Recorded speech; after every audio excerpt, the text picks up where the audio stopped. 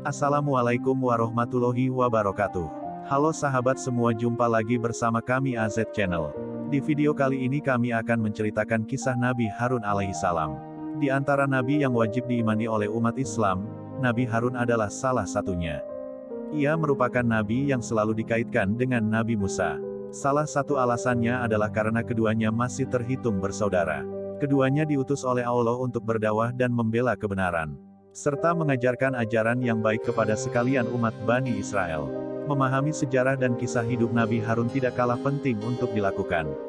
Sehingga, selain mengimani, manusia juga harus mengambil pelajaran dan tauladan darinya. Dengan demikian, manusia akan senantiasa memperbaiki diri sehingga menjadi manusia yang lebih baik lagi lewat teladan para nabi. Nama Harun sendiri setidaknya disebutkan sebanyak 20 kali di dalam kitab suci Al-Quran. Ia memiliki nama lengkap Harun bin Imran bin Kahats bin Azar bin Lawi bin Yakub bin Ishak bin Ibrahim. Harun lahir terlebih dahulu dibandingkan Musa. 4 tahun sesudah Nabi Harun lahir, barulah Nabi Musa dilahirkan dari rahim yang sama. Sehingga, ia merupakan kakak dari Nabi Musa. Harun adalah salah satu nabi yang diciptakan oleh Allah untuk menemani dan membantu Nabi Musa di dalam menegakkan ajaran Allah. Diangkat Nabi Harun menjadi seorang rasul adalah pada tahun 1450-an sebelum Masehi. Ia ditugaskan untuk melakukan dakwah dan memberi peringatan kepada Firaun dan juga Bani Israel di Mesir.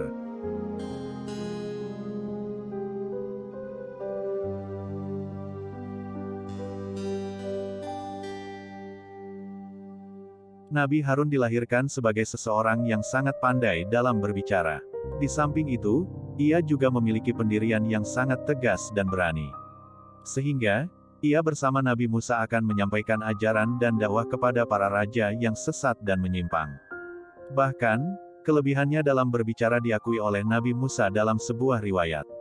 Ia pun dinobatkan sebagai juru bicara Nabi Musa. Dijadikannya Nabi Harun sebagai juru bicara tentu saja bukan tanpa alasan. Pada suatu ketika, ada kejadian tertentu yang membuat lidah Nabi Musa menjadi keluh dan tidak dapat berbicara dengan fasih. Karena saat Firaun menyuruh Musa untuk memilih antara api dan juga roti, Allah memberikan petunjuk untuk memilih api agar ia selamat dari Firaun. Dengan hadirnya Nabi Harun, maka ia menjadi sangat meringankan beban dakwah yang diemban oleh Nabi Musa. Bahkan, Nabi Harun sering membantu dan menggantikan posisi Nabi Musa untuk memimpin umat. Salah satu sosok yang pernah dihadapi oleh Nabi Harun adalah Firaun yang merupakan ayah angkat Nabi Musa. Pada suatu ketika, karena miris melihat Bani Israel yang dibawa belenggu kezaliman, maka Nabi Musa dan Nabi Harun hendak melakukan dakwah dan memberikan peringatan kepada Firaun. Nabi Harun pun merasa sangat bergembira karena Bani Israel akan segera bebas dan dikeluarkan dari Mesir. Mereka berharap Allah akan menyelamatkan dan memberikan kekuatan kepada mereka. Ketika mereka sedang memberikan suatu peringatan kepada Firaun, ia justru mengolok dan mengejek keduanya. Firaun merasa sangat kesal karena Nabi Musa yang dirawatnya sejak kecil justru membuat onar dan melarikan diri. Kemudian, ketika Nabi Musa berusaha untuk mengajak Firaun kepada agama dan kebaikan, Firaun justru mengingkari semua hal tersebut.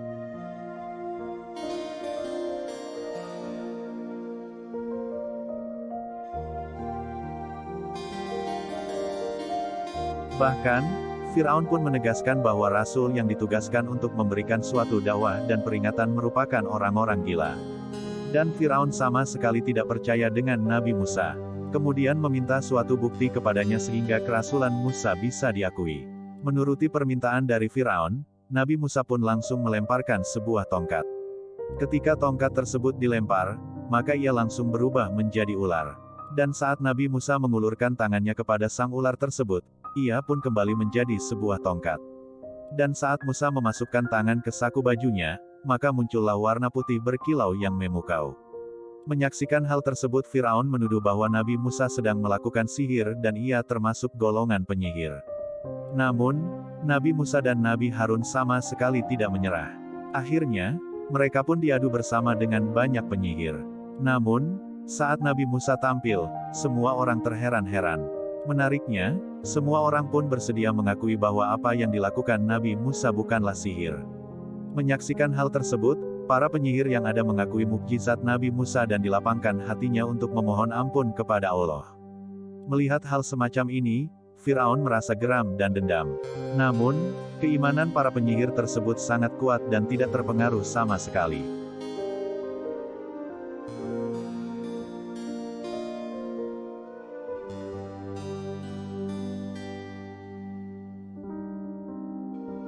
Kisah selanjutnya adalah kisah Nabi Harun dan Samiri. Pada suatu hari, Nabi Musa, Nabi Harun beserta rombongannya tengah melakukan perjalanan ke suatu negeri. Negeri tersebut dikenal dengan negeri Kanan. Di tengah perjalanan, mereka semua melewati bukit yang diberi nama Bukit Sinai. Di atas bukit tersebut, Nabi Musa hendak menerima wahyu dari Allah. Hal ini disebutkan di dalam Al-Quran Surat Al-A'raf ayat 142. Wahyu yang diterima oleh Nabi Musa berupa kitab Taurat yang ia terima selama 40 hari. Ketika Nabi Musa meninggalkan kepemimpinannya, ia merasa khawatir akan apa yang terjadi nanti. Salah satu kekhawatiran ia miliki adalah jika seandainya kaum Bani Israel membuat suatu kerusakan jika di negeri tersebut tidak ada yang memimpin. Karena itulah, ia memberi amanat kepada Nabi Harun untuk memimpin. Namun, di tengah perjalanan menggantikan Nabi Musa memimpin Bani Israel, Nabi Harun menghadapi permasalahan yang tidak dapat ia atasi. Semua kaum Bani Israel membantu sebuah patung sapi berbahan dasar emas. Hal ini dilakukan atas bujukan dan pengaruh seseorang yang bernama Samiri. Adapun perhiasan-perhiasan emas yang dipakai tersebut asalnya adalah dari perhiasan yang mereka bawa. Melihat hal tersebut, Nabi Harun sesungguhnya sudah mengingatkan mereka.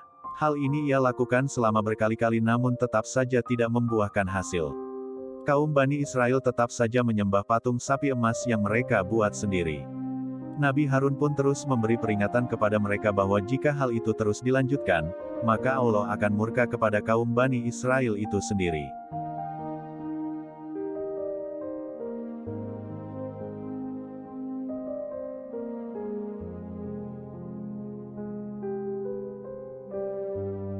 Peringatan dan berbagai usaha yang dilakukan Nabi Harun ternyata sama sekali tidak didengarkan oleh kaum Bani Israel.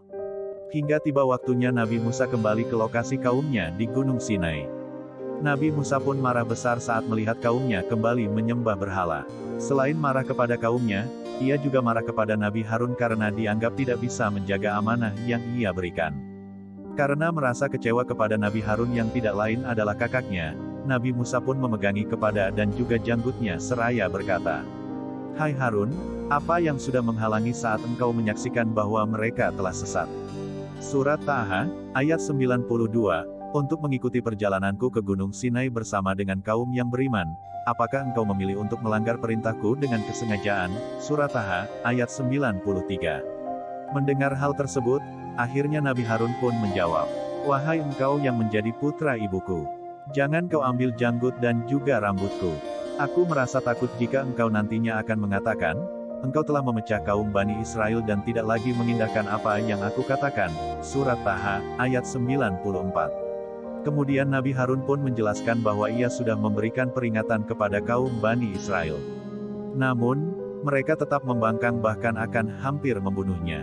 Setelah itu, ia juga menjelaskan bahwa yang memicu kaumnya adalah pengaruh dari Samiri. Dengan demikian, salah faham antara Nabi Musa dan Nabi Harun berakhir.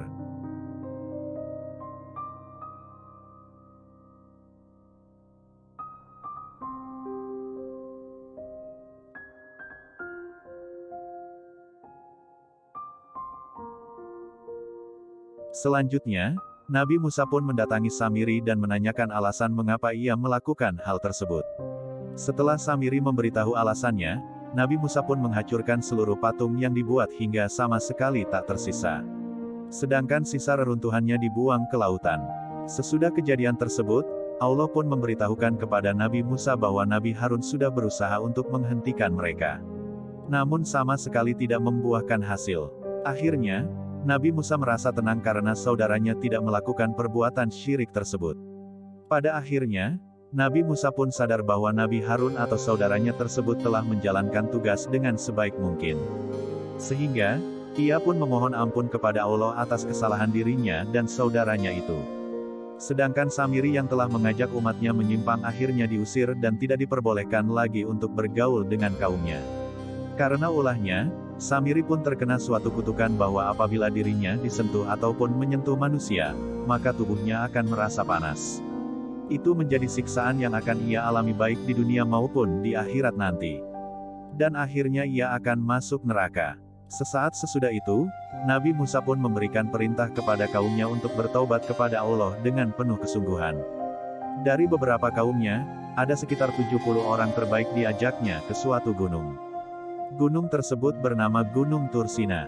Mereka oleh Allah diajak untuk memohon suatu ampunan karena kaumnya telah melakukan suatu dosa besar. Mereka berharap akan mendapatkan rahmat dan ampunan dari Allah yang Maha Pengampun. Ketika mereka telah sampai di atas gunung, mereka menemui awan yang sangat tebal. Mereka pun memasuki awan tersebut sembari bersujud kepada Allah. Beberapa saat kemudian, mereka pun mendengarkan percakapan Nabi Musa dengan Allah. Sesaat sesudah itu, mereka pun berkeinginan untuk melihat Allah langsung menggunakan mata kepala mereka sendiri.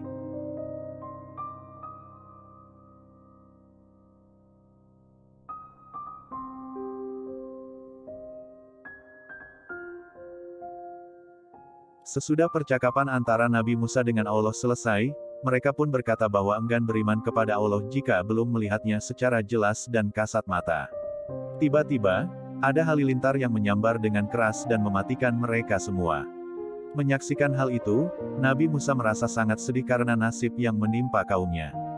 Karena mereka sesungguhnya adalah orang-orang yang terbaik. Kemudian, Nabi Musa pun memohon kepada Allah agar berkenan menghidupkan mereka kembali dan mengampuni dosa yang telah diperbuat. Allah pun menjawab doa Nabi Musa dan meminta orang-orang tersebut agar menjadikan kitab Taurat sebagai pegangan hidup. Mereka juga diwajibkan untuk selalu menjalankan perintah Allah dan menjauhi larangannya. Selanjutnya kami akan membahas tentang pemberontakan Korah, yaitu sepupu dari Nabi Harun. Nabi Harun dan juga Nabi Musa memiliki seorang sepupu yang bernama Korah bin Yizar bin Kehat bin Lewi. Sepupunya tersebut mengajak anak-anak Eliab, On bin Pelet, Abiram dan Datan serta orang-orang yang lain untuk memberontak kepada Nabi Musa dan Nabi Harun. Mirisnya, pemberontakan tersebut melibatkan pemimpin-pemimpin umat dan juga 250-an orang Israel. Kesemua orang yang memberontak tersebut masih tergolong orang yang ternama. Kemudian ketika mereka berkumpul di hadapan Musa dan Harun seraya mengatakan bahwa mereka berdua adalah orang yang selalu meninggikan diri di bawah jamaah Tuhan. Sebenarnya, hal itu dilakukan lantaran Korah iri dengan diri Harun. Antara kedua belah pihak berdiri di sisi-sisi yang berbeda. Berkumpulkan kedua kelompok menjadi dua sisi tersebut adalah atas perintah dari Allah, di mana Nabi Musa menyerahkan semua keputusan kepadanya. Akhirnya, bumi pun menjadi terbelah, tepatnya ada di bawah kelompok Korah. Sesudah itu, bumi pun membuka mulutnya kemudian menelan orang-orang tersebut. Tidak hanya itu, rumah mereka pun juga ikut tertelan. Bumi menutup kehidupan mereka karena ditenggelamkan bak orang yang sudah mati. Hal ini terjadi karena tingkah dari mereka sendiri yang semena-mena dan berbuat kezaliman. Kemudian, keluarlah api besar yang langsung dikirimkan oleh Allah pada kala itu. Api tersebut memakan semua orang yang ada di sana, termasuk 250 orang Israel yang turut memberontak kepada Nabi Musa dan Nabi Harun. Keesokan harinya, semua rakyat dan umat merasa sangat heran kepada Nabi Musa dan Nabi Harun. Sesaat setelah itu, turunkan wahyu dari Tuhan yang memerintahkan Nabi Musa dan Nabi Harun untuk menuju ke tengah-tengah umat. Dan akhirnya mereka mengadakan suatu perdamaian kepada semua bangsa.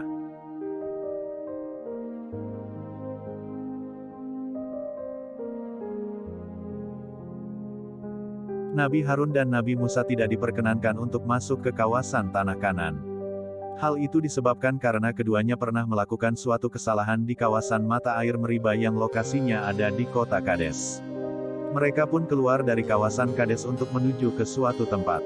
Hingga, tibalah mereka di salah satu gunung yang dikenal dengan nama Gunung Hor di kawasan perbatasan Edom. Kala itu, Nabi Harun pun menaiki gunung tersebut bersama dengan Nabi Musa dan salah seorang putranya yang bernama Eleazar. Hal ini mereka lakukan sebagaimana yang diperintahkan oleh Allah. Sesaat sesudah itu, Nabi Musa pun melepaskan pakaian yang dikenakan oleh Nabi Harun. Kemudian memakaikannya kepada putra Nabi Harun. Kemudian, Nabi Harun pun menghembuskan nafas terakhirnya di puncak gunung Hor tersebut. Lalu, Nabi Musa bersama dengan Eleazar pun kembali dan turun dari gunung tersebut. Berita mengenai kematian Nabi Harun pun terdengar oleh semua umat dan jamaah. Mendapati bahwa Nabi Harun telah mati, Bangsa Israel pun menangisinya bahkan hingga mencapai 30 hari sesudah kematiannya. Nabi Harun dipanggil oleh Allah tepat 40 tahun setelah bangsa Israel keluar dari kawasan Mesir. Dan berdasarkan kepada kepercayaan Islam, makam Nabi Harun terletak di kawasan Gunung Harun. Lokasi ini tergolong sangat dekat dengan Petra yang terletak di Yordania. Ini merupakan tempat yang suci bagi para penduduk di sana dan masih termasuk puncak tertinggi yang ada di kawasan itu. Sekian kisah Nabi Harun alaihissalam. Kisah semasa hidup Nabi Harun memberikan berbagai pembelajaran kepada umat manusia. Dari Nabi Harun, bisa diambil pembelajaran mengenai kesabaran, kegigihan dan keikhlasannya di dalam berjuang. Sehingga, ini bisa dijadikan sebagai salah satu tauladan bagi seluruh umat saat ini. Dukung channel ini agar lebih berkembang dengan cara like, komen, dan subscribe, juga nyalakan notifikasi loncengnya agar kalian tidak ketinggalan video kami selanjutnya. Wassalamualaikum warahmatullahi wabarakatuh.